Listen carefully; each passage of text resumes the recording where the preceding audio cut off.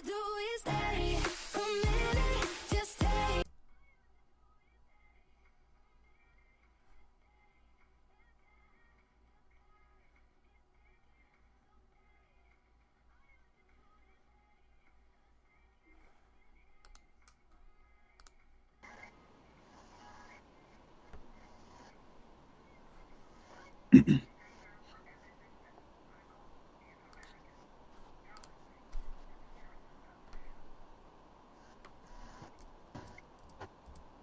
All right, welcome to the program, everybody. All right, it's February 9th. I'm Garrison Douglas. Thank you for joining me from wherever you are right now. But folks, we are in for a special treat tonight, a real special treat. I am joined on the program tonight by my good friend, Zach Martinez. How are you doing, Zach? Doing well, Garrison. Thanks for having me on again. Should be good fun. All right, yes. So let's talk politics, shall we? Want to get into it? Let's just go straight into it. All right. Okay, so earlier this morning, the president signed a sweeping bill that takes care of our budget for the next 2 fiscal years. By signing the bill this morning, the federal government was reopened after being closed for 8 hours. That is right. In between you sleeping last night and waking up this morning, the federal government was CLOSED closed. But the great part of all of this is the fact that we finally have a budget. The bad part is that we overspent again. And again. What the heck is happening, Zach? Why do we keep overspending? First, let me just go on the record and say that during these 8 or so hours, however long this government was closed, there were no, directly related deaths and or injuries due to our government being shut down. I know Democrats are very concerned about, whenever the government is shut down, that people are directly impacted and are going to die. As far as I know, no one was killed, so that's good. No, yeah. In regards to our overspending, I mean, this is just a pattern, I think, that's been going on for decades. There's a lot of talk on the Republican side. They always, and I've really become more critical of them, ever since Trump took office, because he is a member of the Republican Party. And, for so long now, Republicans have been talking about, the only way we're going to fix our spending problem is if we, fix entitlements and all those sort of reforms like that. And they talk about it all day long, and, nothing ever happens. And at what point do they have to say, okay, we actually have to do something, or, we're actually going to be screwed in the long run, and we're just kind of setting up all future generations for failure with, our inability to, control our spending. Exactly. I mean, 100% I agree with you. I mean, I remember going back to the Obama administration and sitting there and just, yanking the hair out of my head, trying to figure out what the heck are we doing with government spending. And the only people who were there were the conservatives to say, let's stop spending. Stop it. And I was like, yeah, all right, somebody's listening. No. Clearly not. Yeah, and, let's get this out of the way, too, is, back then you had all the Tea Party conservatives, that was their big thing, was, we got to control our spending. But that was years ago now. This is, I wouldn't really call it the Tea Party anymore. Maybe it might be the Covfefe Party. Maybe it's a new direction they're trying to take. I certainly don't agree with that direction that they're taking, because frankly, it's just what we've been doing the last few decades. And Rand Paul seems to be the only conservative in the Senate right now. Maybe a few others who like to keep a low profile, but Rand Paul is the only one who was vocal about it. And, last night he gave that, I can't quite remember how long he spoke, but, he basically called out his fellow Republicans. If you were against the overspending issues during the Obama administration, and, you're over here now going to vote for it, I mean, is that not just actual, hypocrisy? And I mean, he called him out for it. And I told you before we started the show. I mean, if you're not a libertarian, you either love or hate Rand Paul, and I mean that was one of the few moments that I was like, "Wow, okay, thanks, man." You said Yeah. something that,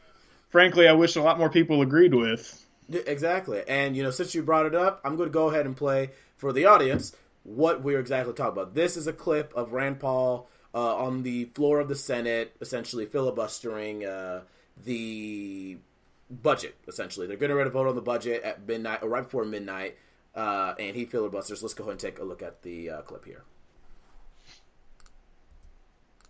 There is an undercurrent of unease amidst this euphoria you've seen in the stock market. A country cannot go on forever spending money this way. And what you're seeing is recklessness trying to be passed off as bipartisanship. So we've gotten together, they're all holding hands, and there's only one bad guy standing in the way. One guy's going to keep us here till 3 in the morning. Well, you know what? I think the country's worth a debate till 3 in the morning, frankly. I think it is worth a debate on whether or not we should borrow $1 million a minute. I've been saying that for a few years. We borrow $1 million a minute because I think it really brings it home. And we were talking about with my staff today, and they say, it's almost $2 million a minute now. $2 million a minute. Can you imagine? And this is exploding. This deficit is exploding, and there isn't the alarm you should see. But guess what? Every one of these people, you'll see them come home to your state. You'll see them come home, and they'll tell you how earnest they are and how the deficit is bad and big government spending is bad and we have to reduce waste. It's dishonest. They're not doing anything about the waste. The waste has been out there for probably half a century or more. Nothing's been done in the last 40 years for one precise reason. There is no oversight. You realize what they are passing is all of the money glommed together in one bill. No one will read the bill. No one knows what's in it, and there is no reform in the bill. That I can say with absolute certitude. No one will read it, no reform, nothing gets better, the debt will grow.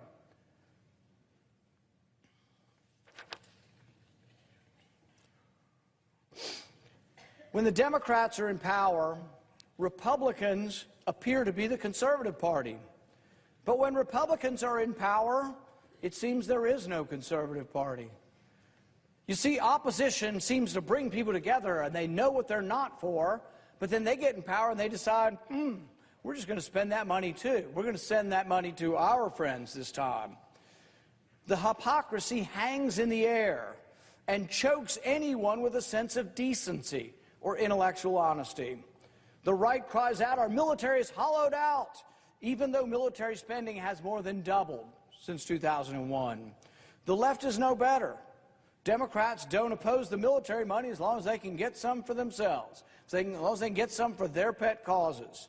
The dirty little secret is that by and large, both parties don't care about the debt. All right. So, I thought that was a pretty good floor speech. Like you were just saying earlier, he really just rails into the Republicans. But I think it was interesting on how he railed into the Democrats. I mean, the dirty little secret is that no one cares on either side of the argument. Neither party wants to really solve this budget deficit.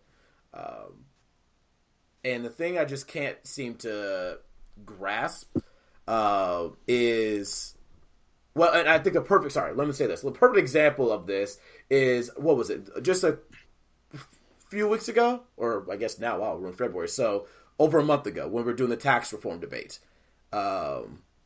both sides were saying, or the Democrats were saying, the tax cuts are too expensive, they're going to blow up the deficit. But the Democrats voted for this bill too, right? Yeah, I mean, it's just, I'm not really sure if they all know what's going on sometimes, They want to have it one way, at one point in time, and then they want to have it the complete opposite way, down the road. I think, Rand Paul even said it, it's reckless what's going on right now. It's already at such a gridlock between the two. You have all these other outside forces, I think, that's only, making, debate in both the Senate and the House a lot worse. Yeah. And nothing gets done. And, the only people who really suffer are, people like you and I, just the American people, the average Joe. Yeah, it's reckless. It's getting out of control. But let's go and take a look at the actual budget. Let's see what's actually in this, because who knows? Maybe this $300 billion is going to cure cancer. I don't know. But what the budget said, I wish, right? Yeah. What the budget is saying is that it's going to boost military non-defense spending by $300 billion over the next 2 years, as well as add more than $80 billion in disaster relief. So the $80 billion, okay, disaster relief, that's good, because we saw, Hurricane Harvey, we saw what happened to Puerto Rico, we saw, all these different hurricanes, natural disasters. So that's going to be good, because that money was needed. But about $160 billion would go to the Pentagon of that $300 billion, and $128 billion would go to non-defense programs. Why does the Pentagon need $160 billion more dollars? I couldn't tell you, but as someone who is I wouldn't quite say an admirer, but I do respect the work of Secretary Mattis, and I do, he is one of the few people in the administration who has really been exceptional at setting himself apart from just about everyone else in that administration. And, if he says he needs something, then I'm going to take him at his word. Personally, I'll take him at his word that, he's going to need that and needs it, and he's going to use it in good faith. So, yeah, $160 billion at the Pentagon, that's a lot of money. I personally would have liked to see a little bit more of that money maybe go towards the disaster relief. Puerto Rico is still completely shell-shocked from, I believe it was Maria that hit them. Mm-hmm. So, but as far as specifics, I guess he absolutely needs that $160 billion at the Pentagon. Overall, defense spending, that's always been a big Republican thing. As we know, we always need to have at least a solid amount of consistent, funds going into, funding the military and making sure that they can, keep themselves at top capacity in case, there is ever some sort of global crisis and, they're going to be called upon. Exactly. But I will say this, you know me. I'm a guy who's for fiscal responsibility at all costs. That's who I am. That's how I've always been. Well, not always, but later in life. Most of your adult intellectual life, we'll put it that way. Exactly. I'm at it for all costs. And for me, I don't care if you're a soldier, a Marine, a pilot, a general, if you're a civilian or a senator. The second you start using my money to pay for something, you better cease all urges to waste it. And the reason I'm bringing this up is because we know, or at least I believe, that we need to cut some money. I believe that at the end of the day, this deficit and the debt is just going way too high, and we gotta bring this down a little bit. But what we also need to do is, I don't know, not waste $6.5 billion in taxpayer money. And that's what the Pentagon did. Remember? That's what they just did. Yeah. I mean, I agree 100%. We want to be as fiscally conservative as possible. I think you're seeing fewer and fewer Republicans really openly preach that now, especially with the passing of this budget. Mm-hmm.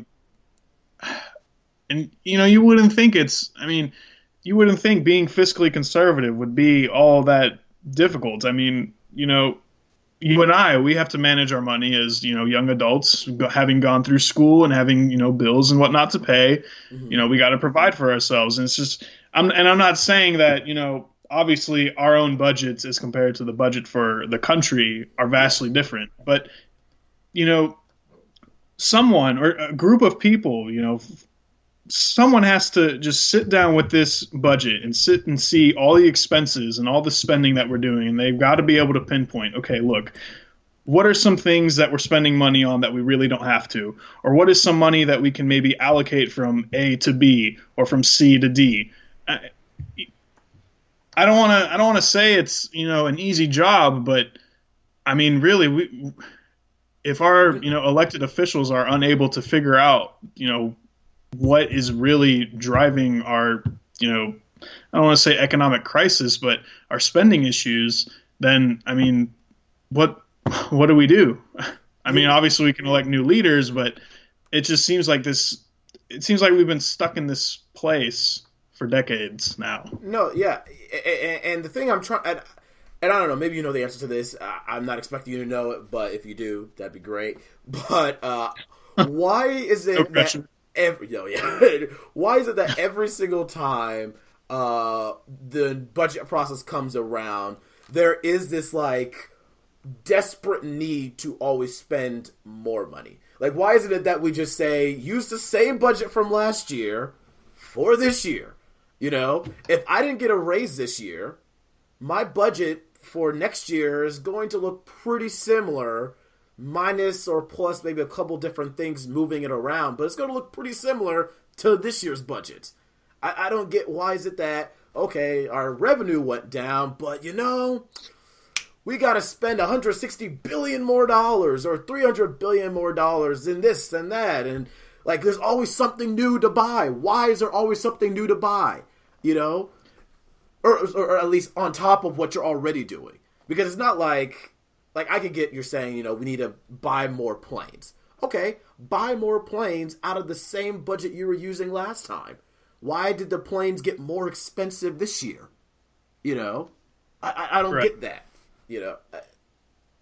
Well, I'll go ahead and answer your first question. Is I don't know probably 100% whatever the answer is, but I can speculate.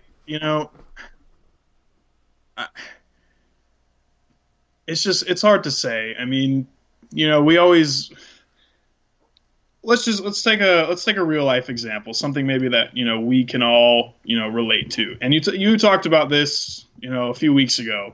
When the new iPhone was coming out, the iPhone X, whatever. I mean, it just seems like every new phone, every new laptop, TV, whatever new piece of technology, we brand it to where we have to have it. Or I say we brand it. The companies will brand it to, okay, the consumer has to have it because it has these 2 or 3 little things that make it that much better than the product we released a year ago or 6 months ago or whatever. Now, obviously, when it comes to planes, like you were talking about, sure, yeah, maybe there's a newer model that they're lining up and, we need to have those.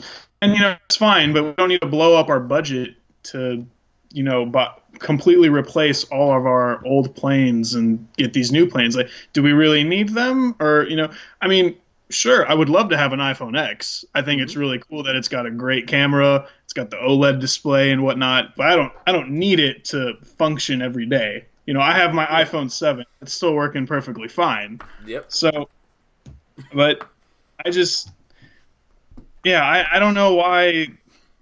And you are right. It's just every time we get to this time period where, we need to draft and, have a budget, we always, I say our politicians always seem to think that we're not spending enough and we need to spend more on whatever it is. I don't know. And it always comes right after we get reports of massive fraud, waste, and abuse. It always comes out. So, like, the fact that the Pentagon's Defense Logistics Agency, I think, whatever it was, logistics agency, I think at the Pentagon, they lost track of $800 million. And that report just came out, I think, 3 days ago? Yeah. Like, they know about this, but yet they still felt that, okay, the Pentagon needs $160 billion more dollars. It's like, no, how about you find the $800 million that you lost and the $6.5 billion that you lost track of, that you didn't know where it went to. Like, find these things before you start asking for more money. That $6.5 billion that you lost could go to your planes. Yeah, and they act like that money comes out of thin air. Well, no, that's $800 million that they lost that came out of our pockets. And, I asked myself, like, how do you lose $800 million? I mean, like, You know like, why they it's can lose different. it? It's because no one's held accountable for it. They're not on the hook I for it. mean, If, yeah. if you and I were at work and we bought something, on company time or whatever, and we were trying to get a reimbursement, if we didn't get approval to make that purchase or have receipts to show what we actually bought, we're on the hook for what we spent, right? Like, Right. that's sorry. I mean, you don't have a receipt. You didn't ask for approval. I mean, that's tough. But yet here, no one's on the hook for it. You lose the receipts and you don't know where the money went to. Oopsie, who cares? And see, the irony here is that, the people who should be, conducting oversight over all this money is Congress. And Yeah. Congress can't seem to get their crap together. And, I'm not saying that, the legislative branch is without a doubt probably the most important of our three branches. But when they can't function, everything else is kind of just in, not necessarily free fall, but it's like, okay, the executive is going to have to do a little more. The judicial is going to, just kind of still do their own thing. And I don't want to put all the blame on our lawmakers, but, they obviously have their serious set of problems. And, if they can't get this nonsense sorted out soon, I mean, 2018 is going to end up being a really rough year for maybe both. I mean, both Republicans. I mean, I think Republicans are definitely going to get hit pretty hard, but Democrats still could be butchered. I mean, but that's another topic for another time, of course. Yeah, we haven't begun midterm coverage quite yet, Zach. Yeah. No, you're absolutely right. You're absolutely right. I mean, look, I don't have the budget. I'm not, as much as I like to toot my own horn, I don't know every single itemized expense that's needed. Don't worry, you're not alone. We can toot our own horns in our own boat. Yeah. So I can't tell you exactly what needs to be cut and what needs to stay. I mean, I can't tell you the effects of certain allocations that might be okay in my mind. Say, okay, yeah, this is $200 million. Get rid of that. I don't know what that goes to. It could be an important thing. But it doesn't affect me. But what I do know is that something's got to give. Something has to give. We just need to cut. We need to cut and then get to a point where we stop with this constant need to always add billions and billions more dollars to the budget every year. Like, just every year, without fail. I cannot think of a time ever where we said, or our government said, oh, you know what? Maybe we don't need that much more money. I think we're pretty much good where we are. I mean, we have what I think, what's the budget? $4 trillion right now. So we bring in $3 trillion. I think we're good at $4 trillion right now. Next year? I don't think we need any more than this, right? Like, we're good. I wouldn't think, but yeah, it's not like the $4 trillion runs out of money at the end of the year. You get another $4 trillion next year. It's there. So I don't know. I just don't get why. And I mean, at the end of the day, I guess the Bank of China and the American people just must have incredible interest rates. I guess that's what it is. But no, yeah. I mean, do you have any final comments on the government overspending? I mean, they have pretty much wiped my brain. Both sides. I think Rand Paul said it perfectly. Yeah, no, I mean, Rand Paul, it's one of the few moments where I really appreciated what he had to say. I think that this little speech that he gave was a speech that a lot of conservatives would have given a few years ago, just not even a few years ago, just back in the Obama administration 2 years ago. Mm-hmm. And, you saw the only one who was really vocal about it was Rand Paul last night. Now, there could be some others who are maybe not as vocal who side with him on this, but Now it's too little, too late, and Yeah. it's hard. It's one of those processes where you just keep doing it over and over and over again, and it's just kind of become a bad habit. And the longer we keep at it, it's going to be even harder to break this bad habit. And it's difficult to predict, when we're actually going to be able to get this spending under control. Yeah, yeah, and I will give credit to the, I think, 40 or 50 House. Oh no, I think it was 70 actually. I think it was 73 House Republicans who voted no. Okay, I will give them their props. I'm not going to name you all by name because that's 73 names, and I don't have that kind of time or really care. But, Yeah, no, I mean, hey. you know who you are. You know who you are, and I'm giving you your credit. 73 of you guys made the right decision. All right, I know that, but the other thing I know we want to talk about is the military parade, right?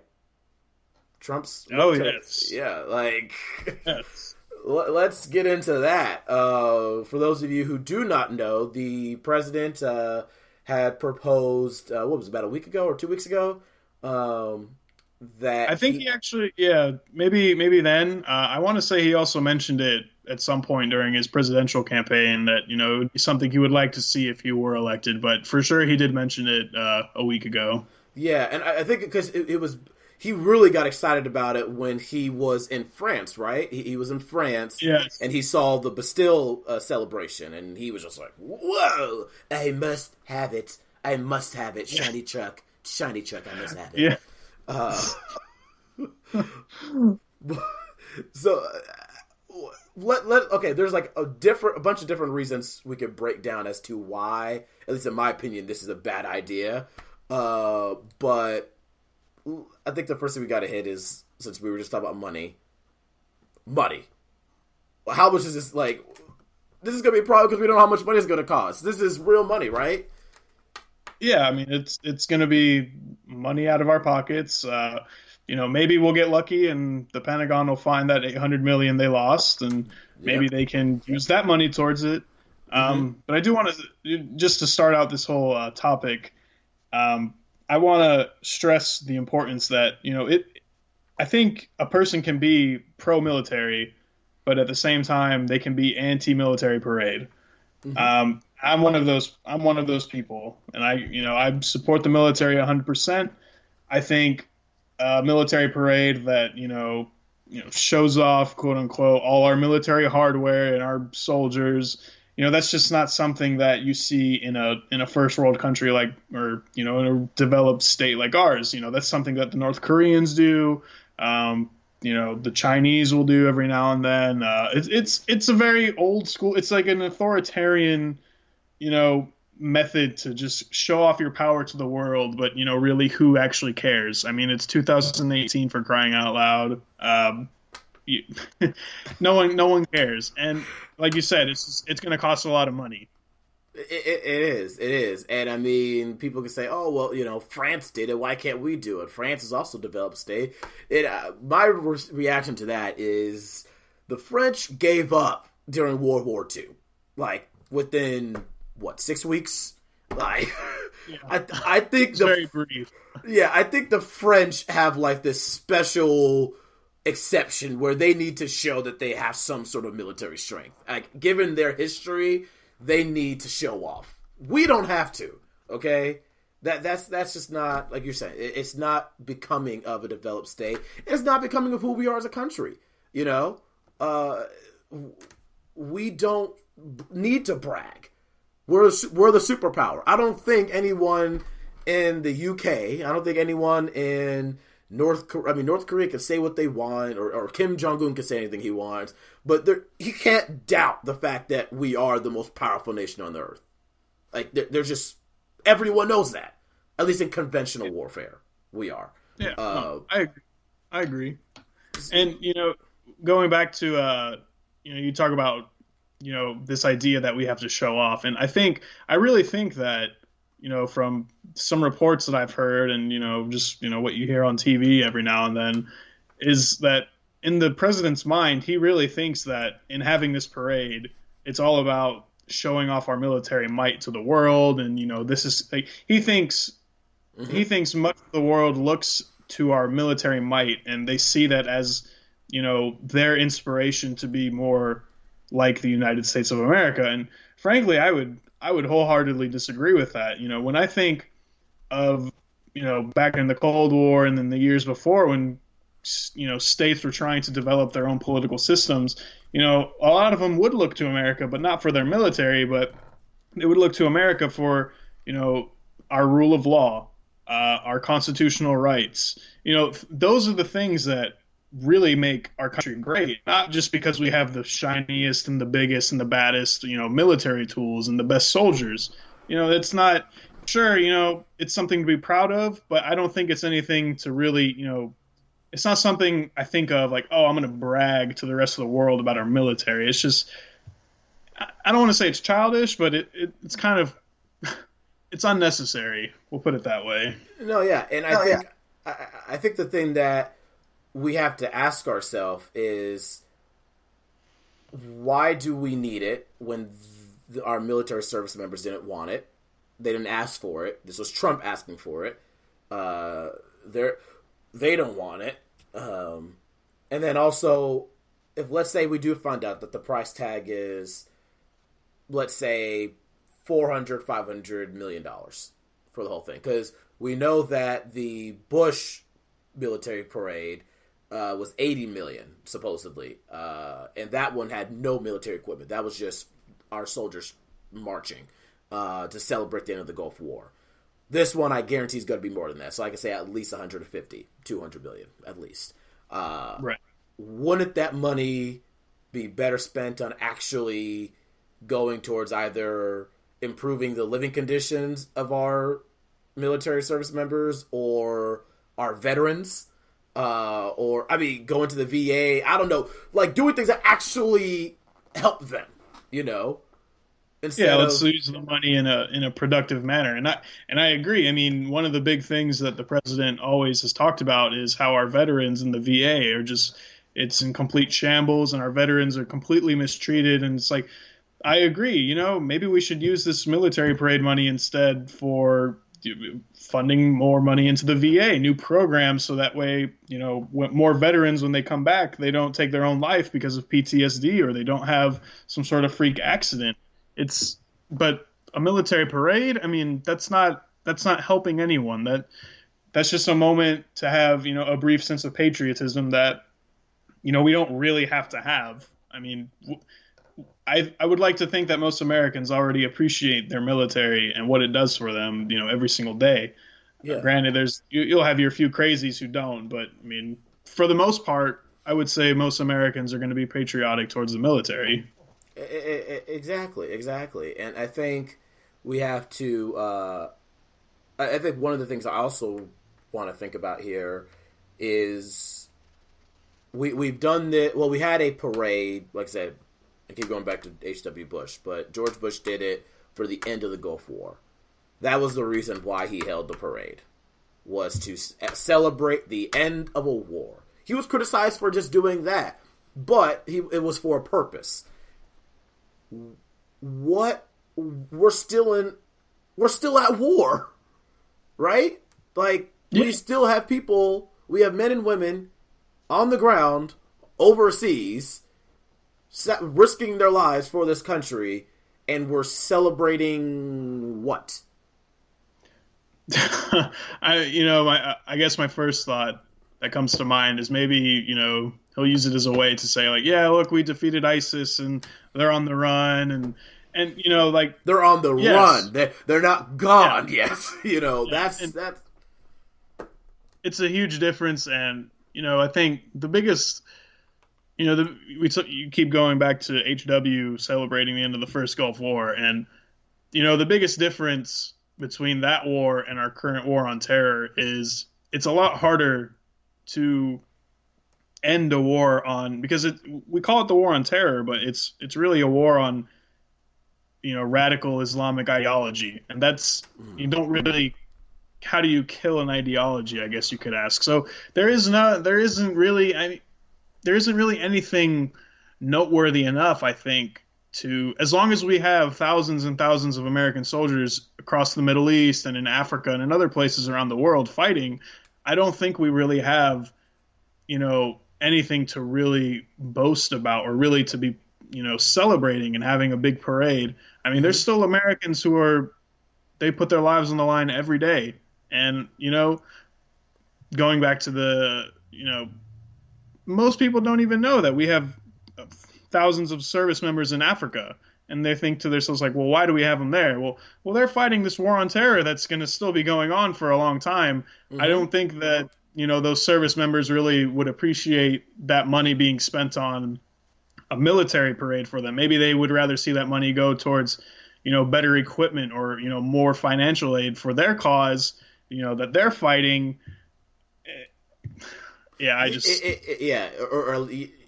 think you hit the nail right on the head there. But I think this also, it feeds right. You were saying a lot of people don't know that we have people, in Africa, but there are still a lot of people who forget that we actually are still at war.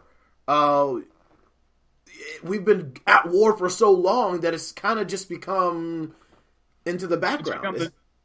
It's become the new norm, and I mean, you hear people who live in big cities who kind of say that, part of living in a big city is, always living under the threat that a terror attack could, end your life or could, hit your city. And that's unfortunately kind of become the new norm. And, mm-hmm.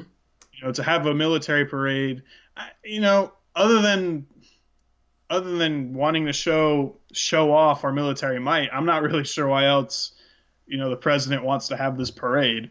I mean, like you said earlier, it's definitely not because, the war on terror is over. I mean, there's always going to be American service members around the globe fighting the good fight for us.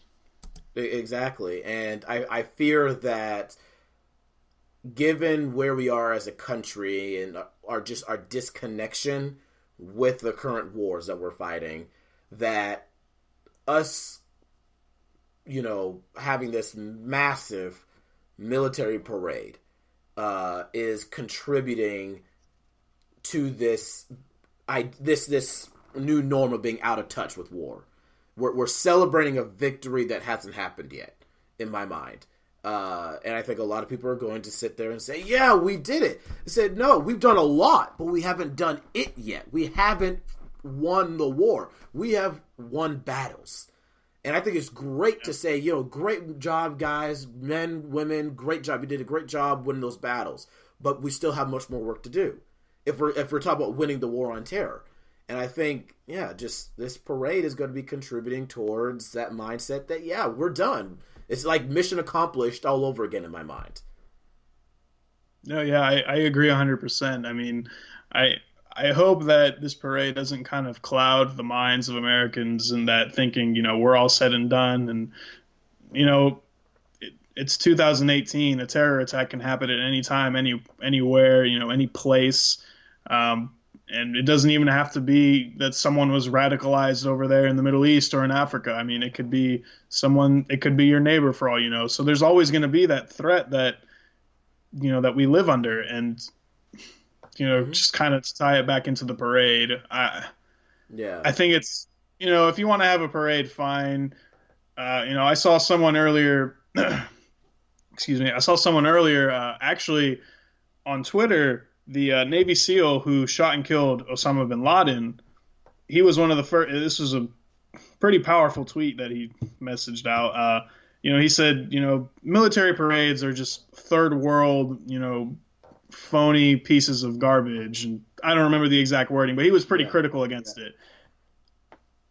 If you had someone at that top tier of our military kind of come out and condemn this, parade, it makes you wonder, well, what do you think all our active service members think about this parade? I mean, is it really something that they want to see, or, it's just... And I think we have to be real with ourselves. This parade is happening. It's in the works. He this is not a decision of whether or not we're going to do it or not. I think this is just talking about the realities. And I think facing these realities have to allow us to talk about how this really should go down. Let's talk about how to plan this parade. And I think, given my concerns, I think this could also be, though, a real opportunity, possibly, if done correctly, to maybe reconnect the American public with the current wars. I'm not sure if you saw, what was it? The 12 hours? I haven't seen it, but I know the movie. It's of the special forces or whatever team who were the first to go to the Middle East to kind of counter the 9/11 attacks. Yes, and I just saw, and of course, I mean, I was too young when this was first happening, so I don't remember the news coverage of it. But they had a clip in this film of Secretary Rumsfeld, Donald Rumsfeld. He was reading a letter from one of the guys. You know, I think it was the captain. He was reading one of the letters written from him, just describing the conditions of what's going on. They're saying we're fighting on horses, and this is what we're going through. And to me, I was like, that was a real powerful letter, a real powerful moment coming from Rumsfeld. Now, I think it was used for other purposes, but it showed you, it brought to the American people's attention what's going on over there. We're seeing what's going on, or hearing what's going on over there. And I think we could kind of possibly do a similar thing at this parade. If Secretary Mattis was to come out, or the president was to come out and read a letter from men in Africa, the men and women in Africa or in Afghanistan, and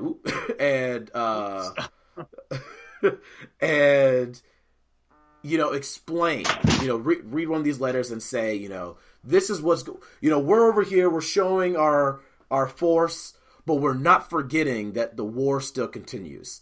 What we're showing is what we have the ability to deploy at any time across the world to help those guys out.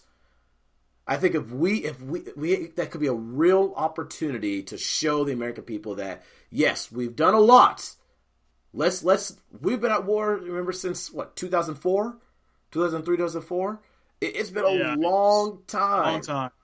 I think our longest war in American history now at this point. Yeah, and I think, maybe having a moment of saying, hey, let's acknowledge how far we've come. Let's acknowledge what we've done and where we need to be. And I think that could be a good thing. That could be a real good thing. But it has to be done. If you're just going out there and saying, hey, let's just show how big and bad we are, then to me, this is millions of dollars of waste opportunity. Yeah, I agree 100% with what you just said. It could be an opportunity, much like, during the Vietnam War, it was the first televised war, and it gave Americans kind of an inside look as to what was going on. And they saw the horrors of it, but they knew, okay, this is what's going on, and they had a connection to it. And ultimately, of course, that led to them, wanting to withdraw from the country because it was a total disaster and thousands of Americans were dying. And I think today you kind of see a parallel that, maybe some people have kind of forgotten about this war on terror. I mean, we have had a few successful terrorist attacks, in the last couple of years or so.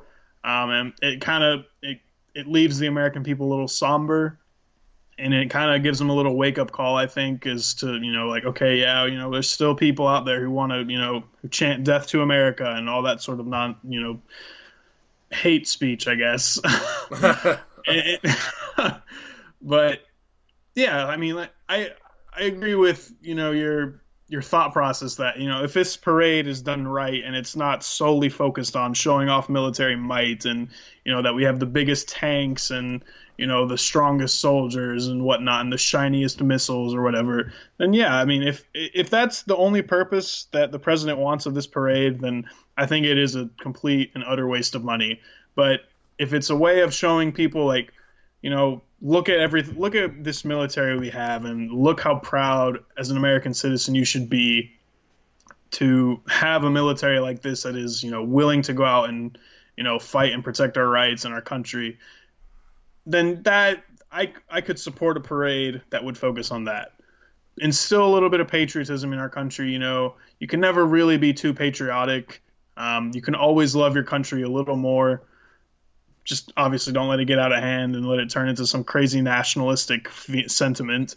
But yeah, like I wouldn't mind seeing kind of like a veterans parade maybe. Have a lot of I think it would be really nice to see at this parade if you had veterans from